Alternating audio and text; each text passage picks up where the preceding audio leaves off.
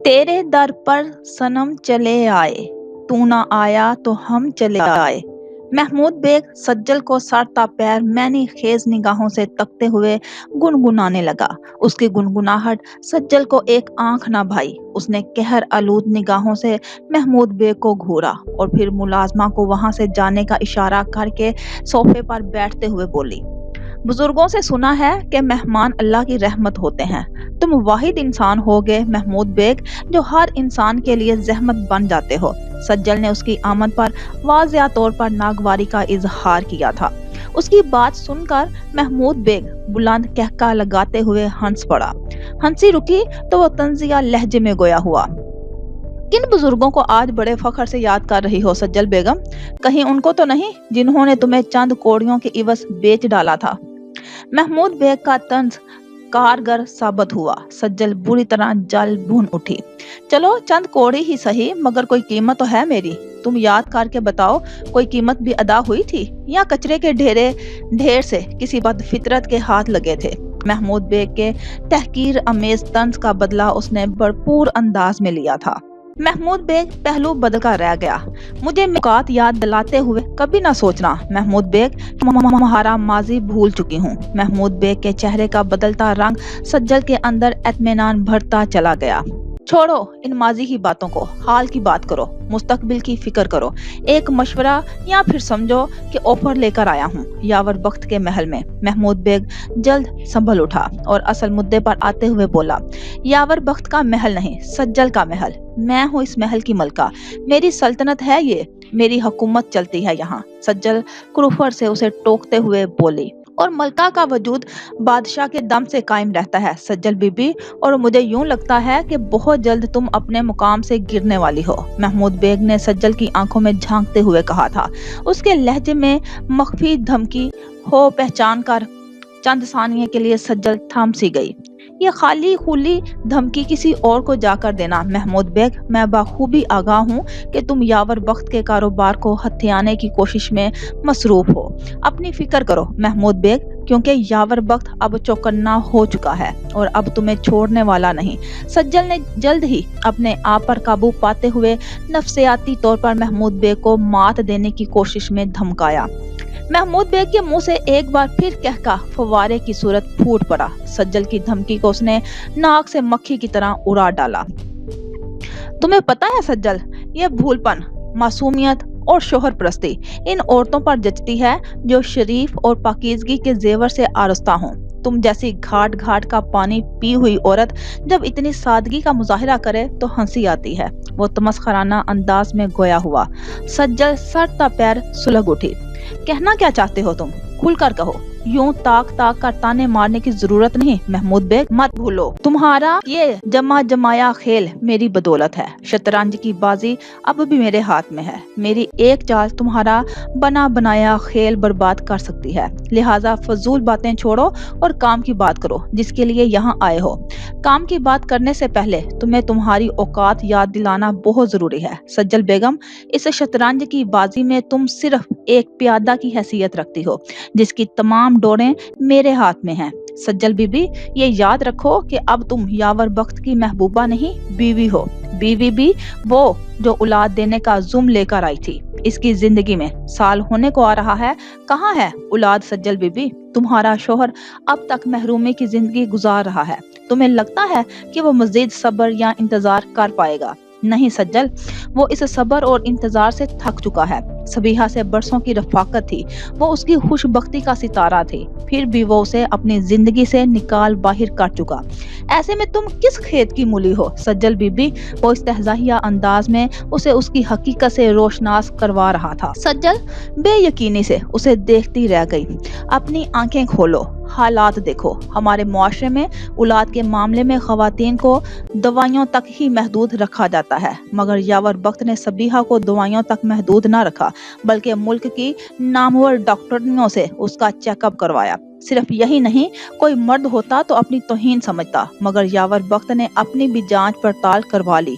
और उसी पर बस नहीं, औलाद के हसूल के लिए यावर बख्त की दीवानगी इस हद तक बढ़ चुकी थी कि उसने तुम्हें भी किसी दाई के रहमो करम पर ना छोड़ा। हाँ, ये अलग बात है कि उसकी डॉक्टर ने मैंने खरीद डाली, मगर एक राज की बात बताऊं सज्जल। महमूद बेग ने उससे करीब होकर सरगोशियाना अंदाज इख्तियार किया। सज्जल खामोशी से उसे सवालिया निगाहों से देखती चली गई। याद है, उस दिन सबीहा सिर्फ तलाक का दाग नहीं, भांजपन का तमगा भी गले में डालकर इस महल से बेदखल हुई थी। वो तमगा झूठा था और मेरा बख्शा हुआ था। हकीकत तो ये है कि सबीहा भांज नहीं बल्कि यावर बख्त नाअहल है। सबीहा के पास जो रिपोर्ट्स थी वो दुरुस्त थी। तुम्हें सच्चा साबित करने के लिए मैंने उसकी रिपोर्ट्स तब्दील करवा डाली थी। उस महल की मलका की बुनियाद झूठी रिपोर्ट्स पर खड़ी की है। आह सज्जल, तुम्हारी ये कमजोर सहारे मेरे इरादों के मोहताज हैं। वो मुकरवा हंसी हंसता सज्जल को हरासा कर रहा था। सज्जल को आज शिद्दत से एहसास हो रहा था कि महमूद बेग के चाल में बुरी तरह फंस चुकी है। अब तो तुम समझ चुकी होगी मेरी जान कि ये जमा जमाया खेल किसके इशारे का मोहताज है। मैं हूँ इस बसात को बिछाने वाला। हर मोहरा, हर प्यादा मेरे इशारे, मेरे इरादों पर इन्हिसार करता है। और सज्जल बीबी, तुम भी ये जान लो कि तुम बेबस हो। मुझसे मुकाबले का ख्याल अपने दिल से निकाल दो। और अगर तुम्हें ये अयाशियां और आसाइशें अजीज हैं तो जैसा मैं कहूँ वैसा करती जाओ। इसके अलावा और तुम्हारे पास और कोई चारा भी नहीं। महमूद बेग अपनी एक एक लफ्ज पर जोर देते हुए बोला। अब क्या कहना चाहते हो तुम मुझसे, खुलकर बताओ। सज्जल ने दो टोक अंदाज में इस्तफसार किया। अब की ना तुमने समझदारी वाली बात। महमूद बेग उसके गुलाबी रुखसार को धीरे से छूते हुए चहका। बेकार की बातें छोड़ो, काम की बात करो। बताओ क्या चाहते हो अब तुम मुझसे। सज्जल ने उसका हाथ सख्ती से झटकते हुए दुरुस्त लहजे में कहा। महमूद बेग जेरे लब मुस्कुराते हुए चंद सानिये तक सज्जल का चेहरा देखता रहा और फिर धीरे से बोला। तुम्हें चाहता हूँ, तुम्हारी रफाकत चाहता हूँ, तुमसे ताल्लुक बनाना चाहता हूँ। जब तक यावर बख्त लौट कर नहीं आता तब तक तुम्हारे साथ रहना चाहता हूँ। वो अपनी बात मुकम्मल करके मैंने खेज निगाहों से सज्जल को देखने लगा। सज्जल हक अदक सी उसे देखती चली गई। सबीहा रात के खाने के बाद हस्बे मामूल गर्म दूध का गिलास लेकर दुरानी साहिब के कमरे में पहुंची। किताबों की दुनिया में खोए दुरानी साहिब के लिए ये वक्त बेहद अनमोल ठहरता था। बेगम के बाद बहू भी किताब दोस्त साबित हुई थी। बहू के साथ मिलकर वो काफी देर तक किताबों पर सैर हासिल गुफ्तगू करते रहते थे। बेटा, मुझे बेहद खुशी होती है जब तुम यहाँ बैठकर मेरे इन साथियों को वक्त देती हो, इनकी सुनती हो, इनकी बातें करती हो। अब ये इत्मीनान रहने लगा है कि मेरे बाद इन किताबों का एक रफीक इस घर में मौजूद होगा। दुरानी साहिब मसरूर से कहने लगे। अगर आप ऐसी बातें करेंगे तो मैं आना छोड़ दूंगी। सबीहा ने खफा होते हुए उन्हें टोका तो वो भी मुस्कुरा दिए। आसिम कहाँ है, सो गया है क्या? उन्हें यकदम बेटे का ख्याल आया तो पूछ बैठे। कमरे में आराम कर रहे हैं, चाय की फरमाइश करते हैं। इस वक्त चाय पिए बिना तो सोने वाले नहीं। वो मुस्कुराकर गोया हुई। तो बेटा, आसिम मियाँ की चाय की फिक्र करो, ठंड भर गई है, अब तुम भी आराम करो। वो शफकत से सबीहा के सर पर हाथ फेरते हुए बोले। सबीहा इस बात में सर हिलाती उनके कमरे से बाहर आ गई। चाय का कप थामे जब वो कमरे में दाखिल हुई तो आसिम बिस्तर पर दराज उन्हीं के मुंतजिर थे। कब से आपकी आमद का मुंतजिर था। सबीहा को कमरे में दाखिल होता देखते ही आसिम मुस्कुरा उठे। मेरी आमद के या फिर चाय की आमद के? सबीहा ने शोखी से मुस्कुराते हुए छेड़ा। आप दोनों की आमद का। मुझे बहुत अच्छा लगता है सबीहा जब आप मेरे छोटे छोटे काम मुलाजमिन होने के बावजूद खुद करती हैं, खुद से भरकर मेरा ख्याल रखती हैं। सच कहूँ तो आपको पाकर मैं बे इंतहा खुश हूँ। आसिम बिस्तर से उठकर बैठते हुए सरशार से बोले। यावर बख्त का तो उससे भी ज्यादा ख्याल रखती थी, मगर उसने मुझे कभी भी यूं ना सराहा। सबीहा चाय का कप उनकी जानिब बढ़ाते हुए बे इख्तियार कह गई। लफ्ज उनके लबों से आजाद होकर आसिम की समातों में पनाह गजीन हो गए। आसिम का चाय की प्याली थामने की गर्ज से भरता हुआ हाथ खला में ही थम गया। सबीहा बुरी तरह घबरा उठी। मेरा यह मतलब नहीं था। मैं अब इस शख्स का नाम भी लेना गवारा नहीं समझती। न जाने आज कैसे। घबरा क्यों रही हैं आप सबीहा? यावर वक्त आपका माजी था और माजी जितना भी तलख हो कभी भी याद आ ही जाता है। और अगर वो कदरदान होता तो क्या आप मेरे पास यूं मौजूद होती? जो होता है अच्छे के लिए होता है। अल्लाह के हर काम में मसलहत छुपी है। इसीलिए घबराना छोड़िए और मेरे साथ आकर चाय पिए। आसिम ने नरमी से कहते हुए उनके हाथ से चाय की प्याली थाम ली। सबीहा उनकी बात पर मुत्तमिन सी होकर बैठने लगी थी कि यकदम चकरा गई। सबीहा, क्या हुआ? तबीयत तो ठीक है आपकी? आसिम परेशान होकर उन्हें सहारा देते हुए बोले। ठीक हूँ, पता नहीं क्यों कुछ दिनों से तबीयत गिरी-गिरी सी रहने लगी है। चक्कर भी अक्सर आ जाते हैं। सबीहा आसिम का हाथ थामकर खुद को संभालते हुए बोले। चक्कर भी आ जाते हैं अक्सर। सबीहा आसिम का हाथ थामकर खुद को संभालते हुए बोली। ख्याल जो नहीं रखती आप अपना, और न जाने किन सोचों में खुद को उलझाए रखती हैं। चलें अब आराम करें, कल से मुलाजमा को खाने पीने का खास ख्याल रखने की ताकीद करके ऑफिस जाऊंगा। आसिम ने उन्हें अपने पहलू में बिठाते हुए प्यार से कहा। सबीहा मुस्कुरा कर रह गई, मगर चंद दिन बाद ही उस तबीयत खराबी का मसदा सबीहा के दामन में खुशियां भर गया था। मैं आज बहुत खुश हूँ, यूं लगता है कि हिफ्फत इकलीम की दौलत मिल गई हो मुझे। एक मुद्दत तक तड़पती रही थी मैं इस खुशी के लिए, और आज मेरे रब ने मेरी सुन ही ली। मुझे भांज होने का ताना दिया गया और मेरे अल्लाह ने आज मुझे सरखरू कर डाला। मुझे यकीन नहीं आ रहा कि मैं मां बनने वाली हूँ। वो सर खुशी के आलम में आलसम के सीने से लगी अपने दिल का हाल बयान कर रही थी। उनका चेहरा लहजा भीगा हुआ था, मगर मुझे यकीन आ गया है कि अल्लाह ने ये खुशी हमारे नसीब में लिख डाली है। सबीहा, आपको ये अनमोल तोहफा दरअसल मेरी ज़ात से मिलना था। मेरी आपकी जिंदगी में आमद तक इंतजार तो फिर लाजिम था ना आप पर। आप सोच भी नहीं सकती कि आज मैं कितना खुश हूँ। आसिम ने उनके माथे पर चाह से बोसा देते हुए अपने जज्बात का इजहार किया।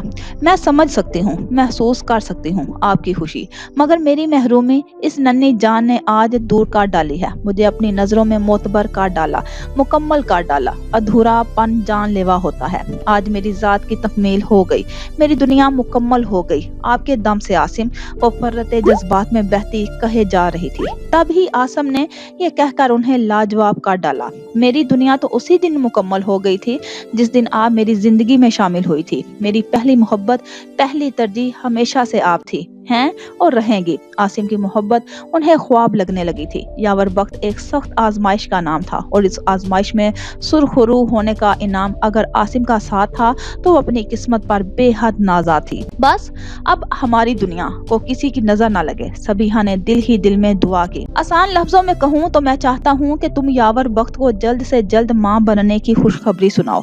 भले इस खुशखबरी का वसीला मेरी जात हो, मगर अब मैं चाहता हूँ कि यावर वक्त के घर बच्चे की पैदाइश हो। वह अजीब से अंदाज में हंसते हुए कह रहा था। तुम क्या कह रहे हो महमूद बेग, तुम होश में तो हो? सज्जल के लहजे में बेयकीनी घुली हुई थी। मैं तो होश में हूँ, मगर लगता है तुम अब तक होश में नहीं लौटी हो। बेवकूफ औरत, और कोई चारा भी नहीं तुम्हारे पास। तुम इस महल में किसी मोहब्बत के नतीजे में नहीं, बल्कि एक गर्ज के नतीजे में मौजूद हो। गर्ज पूरी ना हो हुई तो धुतकार कर निकाली जाओगी, और तुम्हारे साथ तो मैं सबीहा से भी ज्यादा बुरा होता देख रहा हूँ। तुम एक ऐसे परिंदे की मानिद हो जिसके पर कट चुके हैं, वो भी हमेशा हमेशा के लिए। यावर वक्त तुमसे औलाद ना मिलने की सूरत में फिर किसी और औरत की जानिब बढ़ेगा, और अगर उसे ये पता चलता है कि वो खुद बाप बनने की अहलियत नहीं रखता तो दोनों सूरतों में धुतकार तुम्हारे हिस्से में आएगी। सज्जल बेगम, महमूद बेग सफाकी से उसके सामने हकीकत अयां कर रहा था। पहली बार सज्जल को एहसास हुआ कि वो एक दलदल में जा फंसी है, ऐसी दलदल जिससे निकलना अब मुश्किल ही नहीं, नामुमकिन है। सिर्फ एक ही रास्ता है, तुम यावर वक्त को औलाद देकर ही उसकी नजरों में सुरखरू हो सकती हो। ये महल, यहाँ की आसाइशें, मैं तुम्हें यकीन दिलाता हूँ तुम्हारे नाम हो जाएंगी। तुम बे इख्तियार से बा इख्तियार हो जाओगी। हत्ता के यावर वक्त की जायदादें, उसका कारोबार, सब कुछ तुम्हारे नाम हो जाएगा। बस जैसा मैं कहता जाऊं तुम वैसा ही करती जाओ। वो उसकी आंखों में झांकता खुश रंग सपने सजा रहा था। सज्जल खामोशी से उसे देखती रही। और अगर मेरी मुखालफत करोगी तो यकीन करो तुम्हारी जिंदगी यावर वक्त इतनी अबतर बना डालेगा कि ना तो तुम जिंदों में रहोगी ना मुर्दों में। महमूद बेग का सफाक लहजा सज्जल को सड़ता पैर लर्जा गया। मैं सिर्फ एक हकीकत जानना चाहती हूँ। अगर वो हकीकत बेनकाब कर डालोगे तो मैं तुम्हारी हर बात मानने को तैयार हूँ। सज्जल ने इस बार सारा डर, खौफ अपने अंदर से बाहर निकाल कर फेंकते हुए एतमाद से कहा। क्या जानना चाहती हो तुम? पूछो। आज महमूद बेग तुमसे कुछ न छुपाएगा। महमूद बेग यूं मुस्कुराया जैसे उसके जहन में कुल बातें हर सवाल से बाखूबी वाकफ हो। कौन हो तुम? क्या हकीकत है तुम्हारी? और यावर वक्त से तुम्हारी दुश्मनी जाती नौयत की है।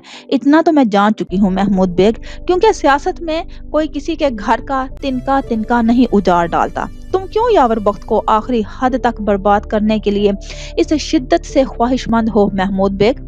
सज्जल ने महमूद बेग के चेहरे के तासुरात को बगौर जांचते हुए जहन में कुलबाते हुए सवालों की बौछार कर डाली।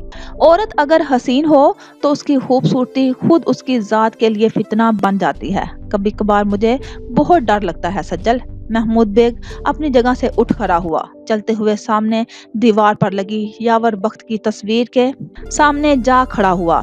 मेरा अब तक तुम्हारे लिए फितना बनने का कोई इरादा नहीं, मुझसे डरना छोड़ो। मेरा अब तक तुम्हारे लिए फितना बनने का कोई इरादा नहीं, मुझसे डरना छोड़ दो अब महमूद बेग। सज्जल ने उसकी बात पर बुरा मनाते हुए दो टोक अंदाज में जवाब दिया।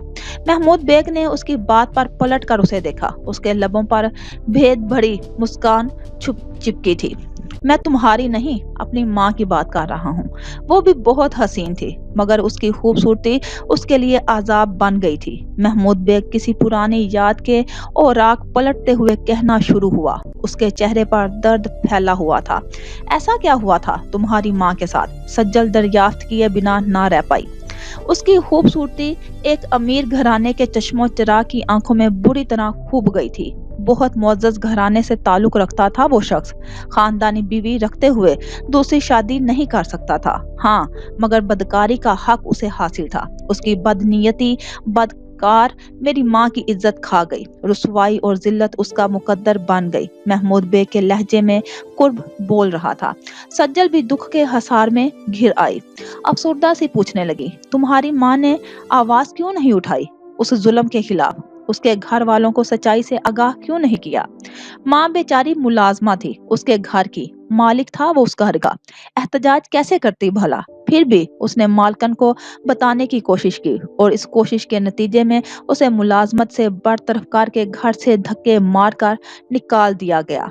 ये वो दिन थे जब मैं अपनी माँ के कमजोर वजूद में सांसें ले रहा था। मेरा नाजायज बाप मुझे किसी कुत्ते की औलाद करार देकर अपनी पुरसुकून जिंदगी में लौट गया और दर दर की ठोकरें जिल्लतें मेरी माँ का मुकद्दर बन गई। मगर सलाम है उस औरत पर जिसने अपने अंदर सांसें लेती जिंदगी का गला घोटना गुनाह कबीरा से ताबीर किया। सज्जल, मेरी माँ ने इंतहाई बेकसी की हालत में कचरे के ढेर में तड़पते हुए मुझे जन्म दिया।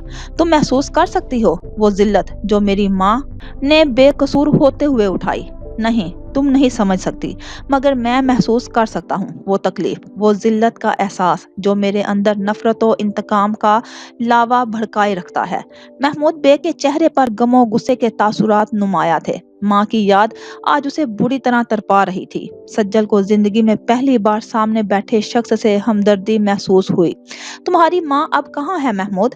माँ का कुर्ब कभी कभी उसे भी तड़पा डालता था। उसका बाप जब उसे बेचने जा रहा था तो उसकी माँ की आंखें भी बेबसी और कुर्ब के एहसास से भीग चुकी थी। मैं जब 10 वर्ष का था तब माँ ने उस जिल्लत अमेज जिंदगी से तंग आकर नदी में कूदकर खुदकुशी कर ली थी। मगर जाने से पहले वो मुझे सब कुछ बता गई। इस घर और दरिंदे का दीदार भी करा गई। एक ही ख्वाहिश थी उसकी जो बार बार मेरे सामने दोहराती थी। महमूद, मैं इस जिल्लत भरी जिंदगी की हकदार थी, ना तू हकदार है। ये जिल्लत मेरे तेरे पास एक अमानत है, इसके हकदार को ये अमानत जरूर लौटाना। महमूद बेग माजी की औराक पलटते पलटते दुख की अथाह गहराइयों में डूब चुका था। मैं समझती थी कि एक मैं ही इस जहां में बदनसीब हूँ और जालिम सिर्फ मेरा बाप था, मगर महमूद बेग, तुम्हारा दुख तो मेरे दुख से भी कहीं बड़ा निकला। सज्जल रंजीदगी से बोली। आज उसे अपना और महमूद का गम एक जैसा महसूस हो रहा था। ये सिर्फ दुख नहीं, जिल्लत का बोझ है और इस बोझ को दुगना तिगना करके लौटाना चाहता हूँ मैं सज्जल, और इस सिलसिले में मुझे तुम्हारी भरपूर मदद की जरूरत है। महमूद बेग ने जज्बाती अंदाज में सज्जल का हाथ थामते हुए कहा। तो क्या यावर वक्त से तुम्हारा इंतकाम का ताल्लुक है? सज्जल जुजबुज हुई, कड़ी से कड़ी मिलाती पूछने लगी। सिर्फ इंतकाम का नहीं, नफरत का ताल्लुक है। यावर वक्त मेरे नाजायज बाप की जायज औलाद है। कहते हैं बाप का छोड़ा गया हिसाब किताब उसकी औलाद को चुकाना पड़ता है। यावर वक्त को भी अपने बाप का किया धरा भुगतना पड़ेगा। मैं उसकी जिंदगी में शामिल हर ताल्लुक हर रिश्ते को नाजायज बना डालूंगा, उसे मजबूर कर डालूंगा इस अजियत को सहने के लिए। ये जिल्लत और रुसवाई मैं यावर वक्त की जिंदगी का मुकद्दर बना डालूंगा। वो गुस्से की आखिरी हदों को छूता कहने लगा, मगर महमूद, यावर वक्त तो अपने बाप के करतूत से अनजान है। तुम्हें नहीं लगता कि वो इस मामले में बेकसूर है? सज्जल ने उसके गुस्से से खौफजदा होकर झिझकते हुए अपने दिल की बात की। तो मेरी माँ क्या बेकसूर नहीं थी? मेरा क्या कसूर था जो मुझे जमाने भर की जिल्लत को सहना पड़ा? और तुम कसूरवार और बेकसूर का मुद्दा छेड़ रही हो, तो जरा ये बताओ कि बेचारी सबीहा का क्या कसूर था जो तुमने उसे इस घर से बेदखल कर डाला? मैं तो इंतकाम की आग में जल रहा हूँ, मगर तुम्हारे पास सवाए लालच के और क्या मकसद था जो मेरे हर जुर्म में मेरा साथ दिया? बताओ सज्जल, अब चुप क्यों हो गई हो? वो उसकी बात पर बुरी तरह भड़कते हुए आईना दिखा गया। सज्जल अपनी जगह चोर सी बनकर खड़ी रह गई। तुम्हारे अलावा और भी कई लड़कियां थी जो मेरे मकसद में मेरा साथ दे सकती थी, मगर मैंने तुम्हारा इंतखाब किया। सज्जल, जानती हो क्यों? क्योंकि मुझे अपना और तुम्हारा गम एक जैसा लगा। तुम्हारे बाप ने भी वक्ती आसानी के लिए किसी भेड़ बकरी की तरह तुम्हारा सौदा काट डाला। मेरी तरह जिल्लत और रुसवाई का कड़वा जायका तुम भी चख चुकी हो। मुझे लगा कि एक वाहिद तुम हो जो मेरा दर्द समझ सकोगी, इसीलिए अपने मकसद की तकमील के लिए मैंने तुम्हारा सहारा लिया। महमूद बेग का गुस्सा थमने लगा था, तब ही धीमे लहजे में कहने लगा। सज्जल उसके रूबरू खामोशी से सर झुकाए बैठी रही। मगर अब फैसला तुम्हारे हाथ में है। मेरी ख्वाहिश है कि तुम मेरा साथ दो। हाँ, अगर नहीं चाहती मेरा साथ देना तो याद रखना, कल तुम्हारी सच्चाई जानकर यावर वक्त तुम्हारे साथ जो भी रवैया इख्तियार करेगा, तब मैं तुम्हारा साथ देने से कासिर होऊंगा। और ये भी तुम्हें बता दूं सज्जल कि तुम ना सही कोई और सही, यावर वक्त की बर्बादी तो मैं उसके मुकद्दर में लिख चुका हूँ। अब तुम्हारी मर्जी है कि तुम किसका साथ देना चाहती हो। महमूद बेग उसे एक आजमाइश में मुब्तला करके वहां से चला गया। सज्जल अपना सर थाम कर वहीं बैठी रह गई। तुम सोच भी नहीं सकती सबीहा कि तुम्हें आज यूं मसरूर देखकर मैं कितना खुश हूँ। मुर्तजा शफीक के लहजे से ही नहीं, खुशी उनके चेहरे से भी झलक रही थी। वो नाना बनने की खुशखबरी सुनकर फलों और मिठाइयों के टोकरे के साथ हाजिर हुए थे। बाबा जान, इस खुशी के हसूल के लिए मैं कितना तड़पी हूँ। बाबा, अल्लाह तख्लीकार है, अपने अलावा उसने अपनी ये सिफत माँ को बख्शी है और मैं महरूम रही उसकी इस अनाया से। कोई कभी नहीं जान सकता इस औरत का दर्द जो लाख ख्वाहिश के बावजूद माँ बनने की आज़ाद से महरूम रही हो। ममता की तरफ उसे हमा वक्त बेकुल रखती है। मगर बाबा जान, आपको बताऊं, सबसे तकलीफ वो बात क्या होती है? उसे कई खौफ आ घेरते हैं। करीबी रिश्तों को खोने का खौफ, लोगों के तानों तिश्नों का खौफ। महरूमी एक आजमाइश बन जाती है। मैं इस खौफ से वाकिफ थी, तब ही यावर वक्त को इस अजियतनाक आजमाइश से बचाने की कोशिश करती रही। मैं नहीं चाहती थी कि वो अपने अजीज रिश्तों को खोने का खौफ सहे। मैंने हर हाल में उससे वफा निभाने की कोशिश की, मगर वो समझ ना सका मेरी मोहब्बत को। भटक कर गलत राह का इंतखाब कर गया। मुझे अब परवाह नहीं कि वो किस हाल में है, मगर मेरा दिल अब अल्लाह की हिकमत को जान चुका है। उसने मेरी सच्चाई और वफादारी का बहुत खूबसूरत इनाम दिया है आसिम की सूरत में, और अब माँ बनने की खुशी। यूं लगता है मेरी जिंदगी, मेरी दुनिया मुकम्मल हो गई है। सबीहा बाप के शफकत भरे वजूद को करीब पाकर आज तवील अरसे बाद अपने दिल का हाल बयान कर रही थी।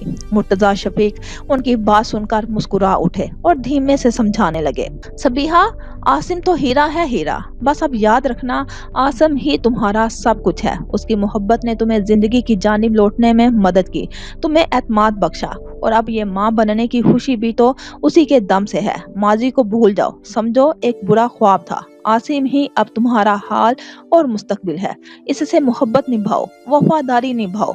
मैं परख चुका हूँ कि उसका मेहरबान वजूद तुम्हारे लिए सुख का बाइस बनता जा रहा है। बस उसकी कदर करो। आप ठीक कह रहे हैं बाबा जान, आसिम का साथ मैंने दिल से कबूल किया है और उनकी मोहब्बत ने میرے دل و دماغ سے ہر بری یاد کو خروچ ڈالا ہے۔ اب اگر میری زندگی کا کوئی مقصد ہے تو عاصم کی گرستی کو سنبھالنا اور ہماری اس چھوٹی سی دنیا کو جنت بنا ڈالنا ہے۔ صبیحہ انہیں عاصم کی محبت کا یقین دلاتے ہوئے بولی۔ مرتضیٰ شفیق نے ان کی آنکھوں میں عاصم کے نام کی چاہت کی قندیلیں روشن دیکھی تو مطمئن سے بولے، مجھے تم سے یہی امید تھی۔ عاصم تمہیں آواز دے رہا ہے، جاؤ جا کر اس کی بات سن لو، جب تک میں ذرا دورانی سے گپ شپ لگا لوں۔ ایک تو وہ میرا دوست ہی نہیں، محسن بھی ہے۔ مرتضیٰ شفیق صبیحہ کی توجہ عاصم کی جانب مبذول کرواتے ہوئے درانی صاحب کے کمرے کی جانب بڑھ گئے۔ کیا باتیں ہو رہی تھی بھئی باپ بیٹی میں؟ عاصم نے قریب آ کر ہلکے پھلکے انداز میں پوچھا۔ بابا جان کو بتا رہی تھی کہ آپ کو پا کر میں کتنی خوش ہوں، کتنی مطمئن ہوں۔ صبیحہ دھیمے لہجے میں مسکراتے ہوئے بولی۔ بیوقوف، بتانے والی بات تو یہ تھی کہ تمہیں پا کر میں کتنا خوش و مسرور ہوں۔ عاصم نے محبت پاش نگاہوں سے انہیں دیکھتے ہوئے کہا۔ آپ بھی نہ؟ صبیحہ لجاتے ہوئے ان کے کشادہ سینے سے جا لگی۔ تم ایک ایسے پرندے کی مانند ہو جس کے پر کٹ چکے ہیں، وہ بھی ہمیشہ ہمیشہ کے لیے۔ وہ کب سے بستر پر دراز انہی سوچوں میں گم تھی۔ محمود بیگ کی کہی گئی باتیں سجل کو بہت کچھ سوچنے پر مجبور کر گئی تھی۔ وہ ٹھیک کہہ رہا تھا، یاور بخت سے اس کا رشتہ محض ایک غرض پر مبنی تھا، اور اس غرض کی راہ میں سب سے بڑی رکاوٹ خود یاور بخت تھا۔ وہ نااہل تھا، اور یہ ایسی حقیقت تھی کہ جس کا پردے میں رہنا ہی سجل کے حق میں بہتر تھا، کیونکہ سچ سامنے آ جاتا تو سجل ہمیشہ ہمیشہ کے لیے سر تا پیر جھوٹی ثابت ہو جاتی۔ وہ مضطرب سی پیشانی مسلتی ہوئی بستر سے اٹھ کھڑی ہوئی۔ سست روی سے چہل قدمی کرتے ہوئے وہ مسلسل اضطراب میں مبتلا تھی۔ کچھ سوچ سجل، کوئی راہ نکال۔ یاور بخت تو اب باتوں باتوں میں مجھے بے اولادی کے تانے بھی دینے لگا ہے۔ محمود بیگ ٹھیک ہی کہہ رہا ہے، اور کوئی چارہ بھی تو نہیں۔ ماں بن کر ہی یاور بخت کو زیر کر سکتی ہوں میں، مجھے اس کی بات مان لینی چاہیے۔ ویسے بھی یاور بخت کی بربادی تو اس کے ہاتھوں طے ہے، لیکن ایسا نہ ہو کہ محمود بیگ کے انتقام کے چکر میں میں بھی ماری جاؤں۔ وہ دانت سے ناخن کترتے ہوئے ہر پہلو پر غور کر رہی تھی۔ بس سجل، اب فیصلہ ہو گیا۔ یہ ستی ساوتری بننے کا ناٹک چھوڑو اور اپنی فکر کرو۔ اپنا کھیل خود کھیل، اور عزت کون سی تیری تحویل میں رہی ہے جس کے بارے میں اتنا سوچ رہی ہے؟ یاد رکھ، بازاروں میں نہ مرد بکتے ہیں نہ عورتیں، فروخت صرف جسم ہوتے ہیں، اور تیرا جسم تو بچپن سے ہی خریدا جا چکا تھا۔ عقل اسے اس کی مرضی کی راہ دکھا رہی تھی۔ اگر یاور بخت کو اس دھوکے کا پتہ چل گیا تو خوف نے ناگ کی طرح اس کے من میں سر اٹھایا۔ کیسے پتہ چلے گا؟ کون بتائے گا اسے؟ جب محمود بیگ کا اعلیٰ کار بننے کے بعد کبھی اس کا برا نہیں چاہ سکتا، اس کے ذریعے تو وہ یاور بخت کو برباد کرنے کا ارادہ رکھتا ہے۔ وہ اس کے ساتھ دھوکہ کرنے کی پوزیشن میں نہیں ہوگا۔ عقل نے خوف کا سر سختی سے کچل ڈالا۔ مگر کیا یہ یاور بخت کے ساتھ زیادتی نہ ہوگی؟ اس نے تم پر اعتبار کیا، اپنا نام دیا، معاشرے میں عزت دی، اور بدلے میں تم کیا دے رہی ہو اس کو؟ دھوکہ؟ دل نے میدان میں کودتے ہوئے اس کی سرزنش کرنا چاہی۔ اگر میں نے یاور بخت کو اولاد نہ دی تو وہ مجھے زندہ درگور کر ڈالے گا۔ اس نے بھی تو صبیحہ کو دھوکہ ہی دیا تھا نا۔ سمجھ لو کہ اس کا دھوکہ لوٹ کر اس کے پاس چلا آیا۔ وہ دل کی سرزنش کو ناک پر بیٹھی مکھی کی طرح اڑا گئی۔ یہ دھوکہ، بے وفائی لوٹ کر تمہارے پاس بھی تو آ سکتی ہے سجل بیگم، دل نے اسے ہوش دلانا چاہا۔ سجل کبھی بھی وفاؤں کی متلاشی نہیں رہی۔ یہ محبتیں، وفائیں، سچائی کسی گزرے ہوئے زمانے کی داستانیں ہیں۔ سجل نے تو ہمیشہ رشتوں میں غرض کو پنپتے دیکھا ہے۔ اس نے طنزیہ انداز میں دل کی باتوں کا تمسخر اڑایا۔ فیصلہ ہو چکا تھا، وہ کل دن میں ہی محمود بیگ سے ملاقات کرنے والی تھی۔ میں سمجھتا تھا کہ کچھ وقت لگے گا تمہیں سوچنے سمجھنے کے لیے، مگر بہت جلد فیصلہ کر لیا تم نے۔ ویسے راستہ بھی تو کوئی بچا نہیں تھا تمہارے پاس۔ محمود بیگ کی نگاہیں سمندر کی چھاتی پر کروٹیں بدلتی لہروں پر جمی تھی۔ وہ سجل کے ہمراہ ریت پر بیٹھا تھا۔ کچھ دیر قبل ہی سجل نے اپنے ارادے سے آگاہ کیا تھا، جس پر اس نے بے نیازی کے عالم میں جواب دیا۔ راستے اور نکل آتے محمود بیگ، مگر تم نے کہا تھا کہ یاور بخت سے غرض کا رشتہ ہے اور تم سے درد کا تعلق ہے، تو درد کا تعلق غرض کے رشتے سے جیت گیا۔ میرے دل نے تمہارے حق میں فیصلہ سنایا، तब ही यहाँ मौजूद हूँ। सज्जल ने गुज़श्ता दिन उसकी कही गई बात का हवाला देते हुए अपने फैसले की मौसर अंदाज में वजाहत की। ये भी खूब कही तुमने, सुनकर अच्छा लगा दिल को। महमूद बेग ने गर्दन मोड़कर सज्जल के हसीन चेहरे को देखते हुए कहा। जवाबन सज्जल मुस्कुरा उठी। एक बात तो बताओ, तुमने हमेशा मुझे अपने हवाले से झूठी कहानियां क्यों सुनाई? सच्चाई छुपा क्यों रखी तुमने? सज्जल ने दिल में मचलते सवाल को बिला आखिर पूछ ही डाला। सच्चाई एक मखसूस वक्त की मुंतजिर होती है। वो वक्त जब करीब आता है तो तब आश्कार हो जाती है, जबकि झूठ का कोई वक्त मुतय्यन नहीं होता, कभी भी कहीं भी घर लिया जाता है। महमूद बेग की निगाहें एक बार फिर समंदरी मौजों में जा उलझी थी। और तुम्हारे नाम के साथ लगा ये बेग का हवाला, ये किसकी मरहून मिन्नत है? सज्जल ने उसके चेहरे पर छाए तासुरात को बगौर जांचते हुए अगला सवाल दागा। जब बाप का हवाला नाजायज हो जाए तो फिर किसी का हवाला मैंने नहीं रखता सज्जल, समझो ये भी झूठ है। महमूद बेग के लहजे में समंदर का नमक घुलने लगा। अगर सब कुछ झूठ था तो फिर मैं अब ये कैसे मान लूं कि तुम्हारी हालिया सुनाई जाने वाली दास्तान सच्चाई या हकीकत पर मबनी है? सज्जल ने भी मौजों की रवानी देखते हुए तलख सवाल किया। तुम्हारे मानने या ना मानने से मुझे फर्क नहीं पड़ता सज्जल, अलबत्ता तुम्हें मेरी बात ना मानने से काफी फर्क पड़ सकता है। तुम सिर्फ इस बात पर तवज्जो दो। महमूद बेग का नमकीन लहजा तंजिया अंदाज इख्तियार कर गया था। महमूद बेग, गौर फिक्र के बाइस ही तुम्हारे पास आई हूँ। मैं तुम्हारे मकासद में हर तरह के साथ से देने के लिए तैयार हूँ, मगर मेरी एक शर्त है। सज्जल असल मुद्दे पर आते हुए बोली। तुम शराइत मनवाने की हैसियत नहीं रखती फिल वक्त, मगर फिर भी कैसी शर्त? महमूद बेग ने संजीदगी से उसे देखते हुए दरियाफ्त किया। यावर बख्त का महल, उसका कारोबार और दीगर जायदादें सब कुछ मेरे नाम होना चाहिए। वैसे भी तुम्हारा मकसद तो सिर्फ इंतकाम है, वो तो पूरा हो ही जाएगा, मगर मेरा भी तो कुछ भला होना चाहिए इस काम के नतीजे में। सज्जल की आंखों में लालच चमक रही थी। महमूद बेग ने दिलचस्पी से उसे मुस्कुराते हुए देखा और फिर कहका लगाकर हंस पड़ा। तुम्हारे नाम ही होगा मेरी जान, बस एक बार जायदाद के इस वारिस को इस दुनिया में लाने का बंदोबस्त तो करो मेरी मलका।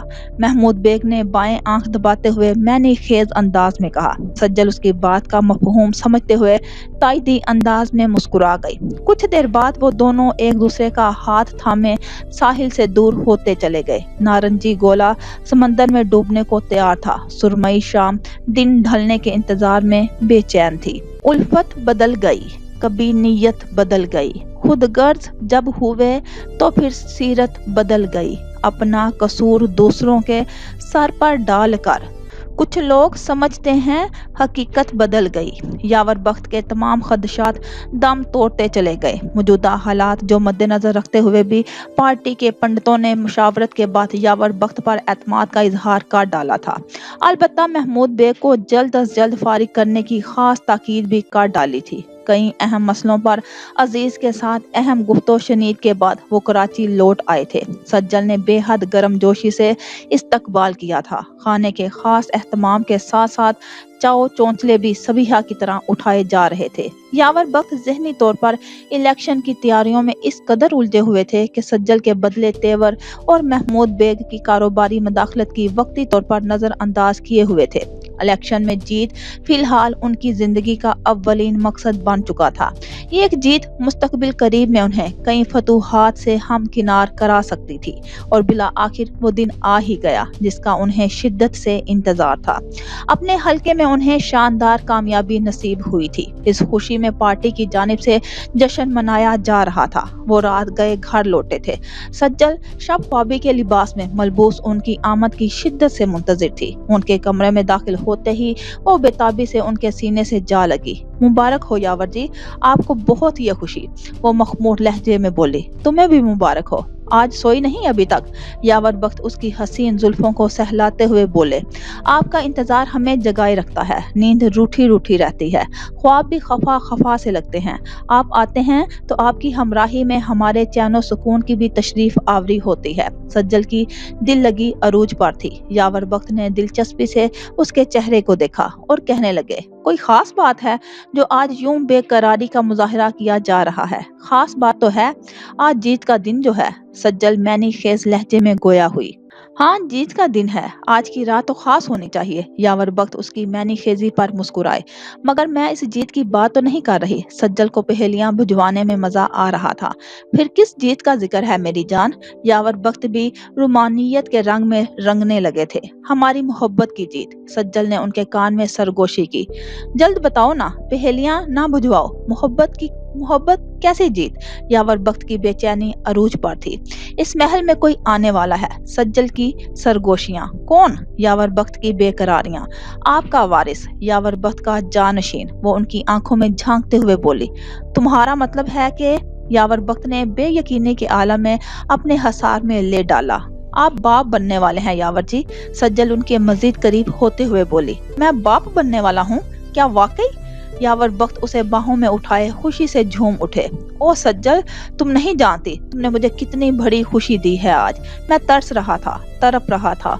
तुमने मुझे फिर से जिंदा कर डाला सज्जल। यावर बख्त की दीवानगी अरूज पर थी। सज्जल की नुकराई हंसी पूरे महल में गूंज उठी।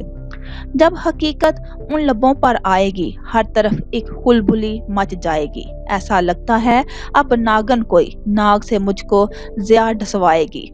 आज तुमसे मिलना बेहद जरूरी है सबीहा। तुम्हें बताना बहुत जरूरी है कि वो दिन आ चुका है जिसके लिए मैं बरसों से तड़प रहा था। जिस खुशी से तुमने मुझे महरूम कर रखा था, आज वो खुशी मुझे हासिल हो गई है। यावर बख्त गाड़ी चलाते हुए अपनी सोचों में गुम थे। उनके लब फातिहाना अंदाज में मुतबस्सम थे। कुछ सानिये बाद उनकी गाड़ी मुर्तजा शफीक के घर आके रुक गई। कहो यावर बख्त, क्यों आए हो यहाँ?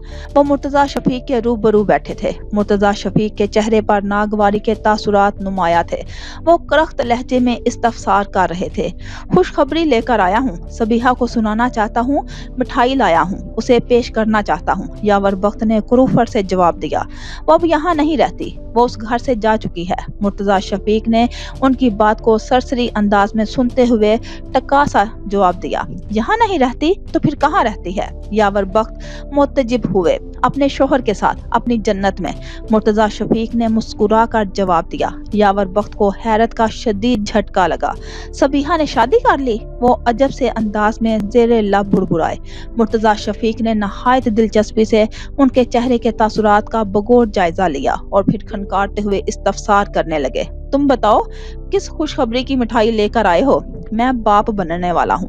यावर बख्त ने खुद को संभालते हुए एक एक लफ्ज पर जोर देते हुए कहा। गर्दन अचानक अकड़ गई, लहजा भी बारोब हो चला। मुर्तजा शफीक ने तंजिया अंदाज में यावर बख्त को देखा और फिर मुलाजिम को आवाज देने लगे। इन साहिब के लिए सबीहा के घर से भिजवाई गई मिठाई अच्छे से रकाबी में सजा कर लाओ। मुलाजिम के आने पर उन्होंने हदायत दी। मुलाजिम इस बात में सर हिलाता वहां से चला गया।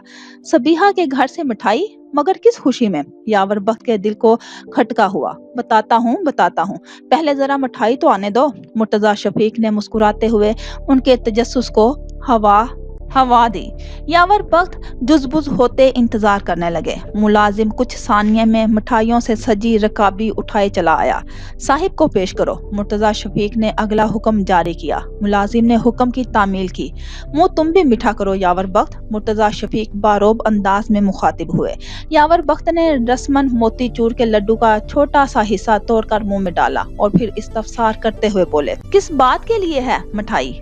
खुशी की खबर है यावर बख्त। 2 दिन कबल सबीहा ने चांद से बेटे को जन्म दिया है। मुर्तजा शफीक ने तंजिया अंदाज में मुस्कुराते हुए यावर बख्त की समातों पर बम फोड़ा। मोतीचूर का लड्डू कांटे की सूरत पर यावर बख्त के हलक में फंस कर चुभने लगा। वो हक दक से मुंह खोले मुर्तजा शफीक को देखते हुए होले से बुड़बुड़ाए।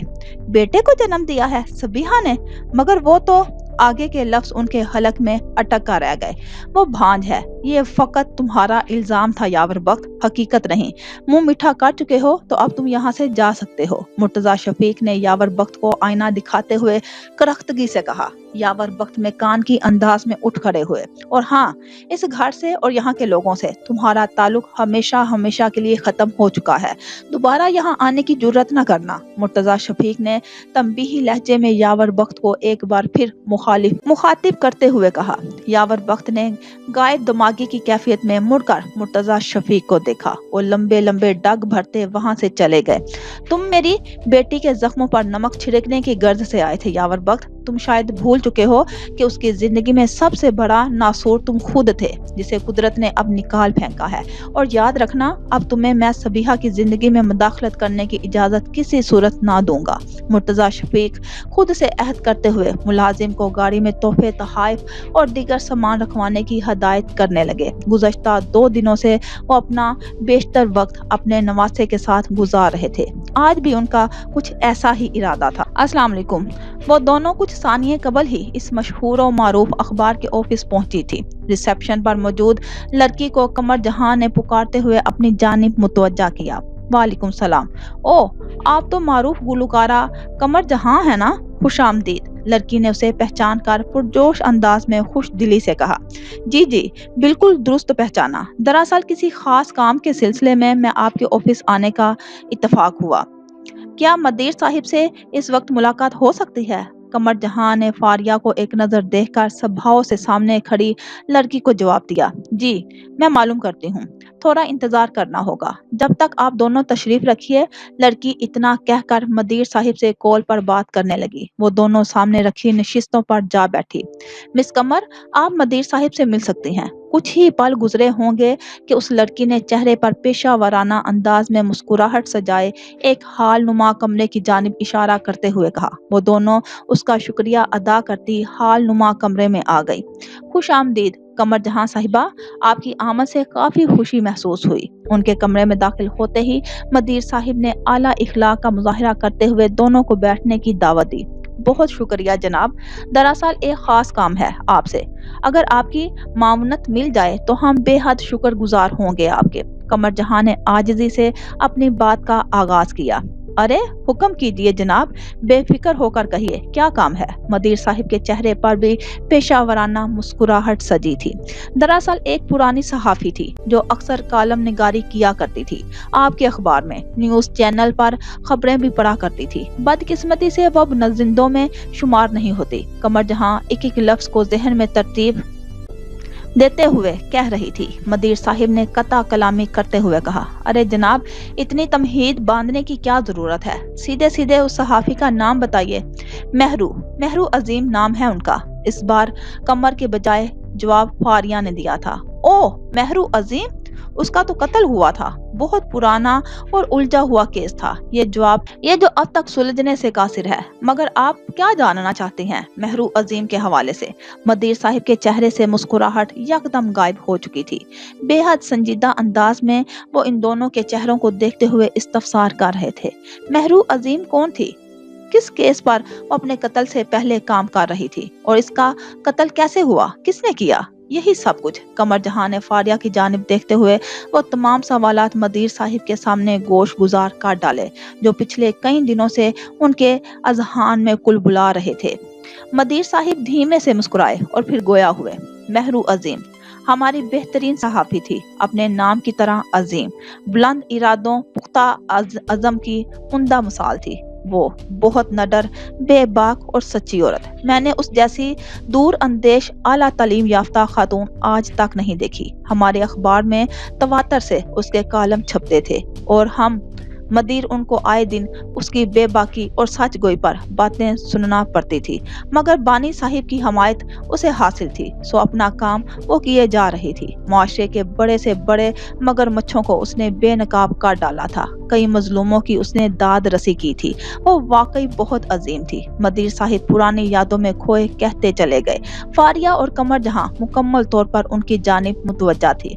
جہاں تک بات ہے تمہارے سوال کی، تو اپنے قتل سے قبل وہ ایک ایسی عورت کے حق میں اپنے قلم کے ذریعے جہاد کر رہی تھی جو اپنا مقابلہ، اپنی جنگ اس کے سپرد کر کے مر چکی تھی۔ بلکہ نہیں، وہ مری نہیں تھی بلکہ اس کا بھی قتل ہوا تھا۔ مدیر صاحب نے آخری فقرہ ذہن پر زور ڈالتے ہوئے ادا کیا۔ قمر جہاں نے بے اختیار فاریہ کی جانب نگاہ کی۔ دراصل ہم اسی کیس کے حوالے سے معلومات حاصل کرنا چاہتے ہیں، فاریہ نے عجلت کے عالم میں کہا۔ مگر کیوں؟ آخر کیوں جاننا چاہتی ہیں آپ اس قتل کیس کے حوالے سے؟ آپ کا تعلق کیا ہے اس کیس سے؟ مدیر صاحب نے اس بار عجیب سی نظروں سے ان دونوں کو دیکھتے ہوئے دریافت کیا۔ اس کیس سے نہیں، مہرو عظیم سے۔ دراصل میں ان پر ڈاکومنٹری بنانا چاہتی ہوں، اسی لیے جاننا چاہتی ہوں کہ سچائی کیا ہے، حقیقت کیا ہے۔ فاریہ نے بات بنائی۔ ऐसी बात है तो फिर एक ही शख्स है जो आपकी इस सिलसिले में मदद कर सकता है, मदीर साहिब ने पुरसोच अंदाज में कहा। कौन है वो शख्स? कमर जहां और फारिया ने हम आवाज सवाल दागा। रफीक साहिब, वो ही बता सकते हैं महरू अजीम की दुश्मनी किन लोगों से थी, और वो औरत कौन थी जो अपना मामला उसके सुपुर्द कर गई थी। मदीर साहिब ने इन दोनों की मुश्किल आसान करते हुए कहा। मगर हम उन तक पहुंचेंगे कैसे? क्या ये मुमकिन नहीं कि आप उनका कोई राब्ता नंबर या घर का पता हमें बता दें? कमर जहां ने कहा। घर का पता तो नहीं बता सकता, हाँ, मगर राब्ता नंबर जरूर दे सकता हूँ, मगर उसके लिए आपको भी मेरा एक छोटा सा काम करना होगा। कमर साहिबा, मदीर साहिब ने मुस्कुराते हुए अपना मुद्दा भी बयान कर डाला। कैसा काम? मेरे इख्तियार में हुआ तो बंदी हाजिर। कमर जहां भी जवाबन मुस्कुराई। बस एक धमाकेदार इंटरव्यू देना है हमारे मारूफ हिफ्फत रोजा मैगजीन के लिए। मदीर साहिब हंसते हुए बोले। अरे ये भी कोई बात हुई? अरे भाई, जब आप कहें, जहां आप कहें, इंटरव्यू देने में कोई एतराज नहीं मुझे। कमर जहां ने खुश दिली से रजामंदी जाहिर की। ये तो बहुत खूब हो गया, इसी सिलसिले में मैं जल्द आपसे राब्ता करूंगा। मदीर साहिब खुश होते हुए बोले। आप लोगों की बातों में रफीक साहिब का नंबर रह ही गया। फारिया बेचैनी से कह उठी। अरे बेटा, फिक्रमंद ना हो, ये लो भाई, आपका काम भी हो गया। मदीर साहिब ने एक कागज पर एक नंबर लिखकर उसके हवाले करते हुए कहा। बहुत शुक्रिया जनाब। फारिया पहली बार खुश नजर आई। कोई मसला नहीं। हाँ, रफीक साहिब से बात करो तो मेरा हवाला दे देना। जरा मुख्तलिफ दिमाग का इंसान है, मेरा हवाला सुनकर यकीनन मुलाकात के लिए राजी हो जाएगा। मदीर साहिब ने आखिरी मुश्किल भी आसान करते हुए कहा। उनका शुक्रिया अदा करके वो दोनों खासी पुर उम्मीद सी ऑफिस से बाहर निकली। शुक्र है यहाँ एक इंटरव्यू के इवज बात बन गई। अब अल्लाह करे या रफीक साहिब भी मुलाकात के लिए राजी हो जाएं। कमर जहां ने गाड़ी में बैठते हुए कहा। और आज मुझे सबक मिला, दुनिया का कारोबार कुछ दो की बुनियाद पर चल रहा है। अगर आपके पास देने के लिए बहुत कुछ है तो आप अपनी बहुत सी परेशानियों से छुटकारा हासिल कर सकते हैं और अपना काम भी निकलवा सकते हैं। फारिया ने भी फ्रंट सीट संभालते हुए जवाब दिया। जरूरी नहीं कि ऐसा हो। जिस तरह मैथ्स का कोई एक फार्मूला हर जगह अप्लाई नहीं होता, इसी तरह जिंदगी के हर इम्तिहान में ये सबक भी लागू नहीं होता। फारिया बेगम, कमर जहां ने उसे हल्के फुल्के अंदाज में सरजनिश करते हुए समझाने की कोशिश की। ये मोटी मोटी फलसफियाना बातें छोड़ें और जरा इन रफीक साहिब से राब्ता करके देखिए। अल्लाह करे उनकी जुबानी ही कुछ मालूम हो जाए। फारिया की बेकरारी अरूज पर थी। कमर जहां वो कागज पर्स से निकालकर मोबाइल पर नंबर डायल करने लगी।